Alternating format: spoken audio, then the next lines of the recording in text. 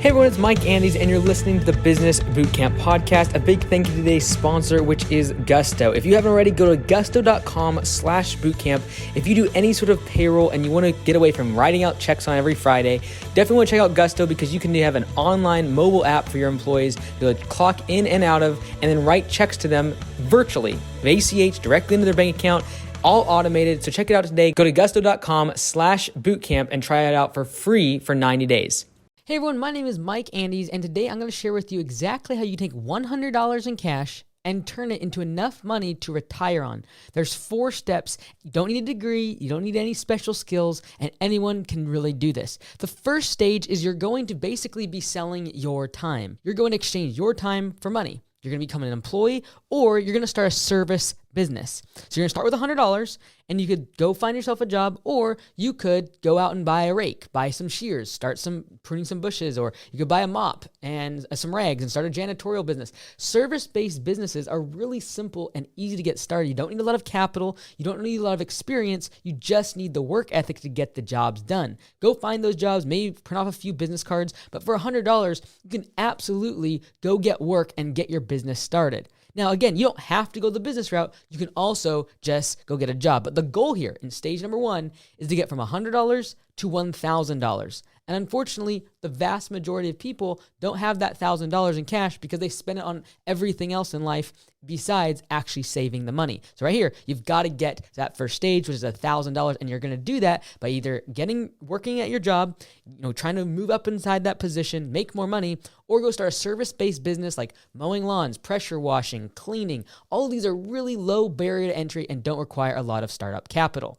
The second stage now is going to be when you sell other people's time. We started with our time, but now we're selling other people's time. In other words, we're an employer. We go out and hire someone, but on an hourly or salary basis, and our goal is to try to sell their time at a profit. And that's what's going to get us from $1,000 in our bank account to $10,000. This is a tough step because it requires now going beyond just you by yourself. Maybe you got a mop and some rags and some dish soap and started a cleaning business, but now you've got to go hire somebody else, maybe part-time, someone to help you on the weekend. Maybe they become a full-time employee, but the goal here is you're selling other people's time, which is essentially like leveraging their time. You can only work so many hours in a day. By now tapping into someone else's time, you can really begin to scale the business. Now, again, you might skip this step if you're an employee. It's not required to get to retirement, but let's keep on moving. The third stage is now where you're going to invest your money into the business or your cash that you've now saved up. Because we went from $100 to $1,000. Now we're at $10,000. Now our goal is how do we get to $100,000 in the bank? Well, if you have a service-based business, now we're going to invest our money into the business. We're going to buy more trucks, more equipment. We're going to hire more people. We're going to do advertising. We're going to create a website. We're going to invest our money now and allow our capital to actually work for us by investing it back into the business. Now, owning a business of this size is by no means easy. However, there are absolutely service-based businesses that do very simple services like mowing lawns and cleaning windows, and they literally can make $100,000 in cash in their bank account, saving that money. So again, we're investing the money into the business. We potentially might even go buy a house, invest that way, but what we're doing is we're investing our own money, our own capital. Now this takes us to the fourth stage, which gets us to much closer to being retired, and that is leverage. That is using other people's money. OP, that's other people's money. Now, that doesn't necessarily mean you need investors or partners. What that does mean is you might go get a bank loan to go buy some real estate. You might get a grant from the government to be able to go into a specific type of business venture. These are all ways of using other people's money. This is going to be how you get from $100,000 in cash in your bank to $1 million in cash. And that might seem like way off. But again, every single one of these stages is not easy. It's a matter of putting the work in and putting the time in.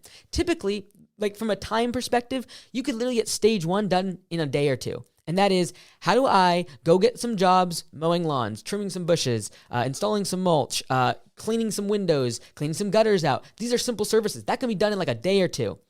Step 2, getting to $10,000 in cash in the bank might take you a summer. You're going to hire someone else part-time, get some of your friends to help you on some larger projects, and get more money that way. Stage 3 might take 2 to 3 years to build up where you have several crews, you have more equipment, you've invested that money into the business so it can grow and scale. And now that leads you to the last stage, which is usually the most difficult. Going from $100,000 to $1 million in the bank is going to require you getting loans, getting a real estate loan, taking your capital and starting to really leverage it, starting to actually let your money go to work for you. A great example of this is Grant Cardone. A lot of people know him, so I'm just going to use him as an example, but just about every wealthy individual has gone through these steps. And that is, at first, he was using his time. He was self-employed, he had a service business, he would sell seminars and go travel and do weekend meetings at businesses. Now, the second stage of his career was other people's time. What did he do? He hired other people to make the calls, do cold calling, be in the boiler room, give these calls to other companies and try to sell them on his digital services. Then he went to stage 3, which is he started to invest in real estate. He started spending his money on different types of property, apartment complexes, etc. And now the fourth stage, which he's entered in now and has really blown up how much wealth he has, is using other people's money, other investors, other banks, and really leveraging that capital to actually grow his wealth. So I hope these 4 stages helped you. Just know that even if you do not have a business, you can be in stage 1 and be thinking like an entrepreneur, trying to grow and invest in yourself, trying to help the employer, and then basically skip from stage 1 to stage 4 by investing in real estate, investing in the stock market, and educating yourself to do that is extremely important. And so if you don't own a business, you can absolutely still follow these 4 steps to grow your wealth and retire starting with just $100. You don't need a degree. You don't need a bunch of money, a bunch of connections. It's not who you know. It's how hard are you willing to work to make this happen. I hope that was helpful. If it was, check this video out over here where I took my small business, my mowing company, and really scaled it up. I was making minimum wage and literally 5-6 years later had $1 million business. Check that video out here.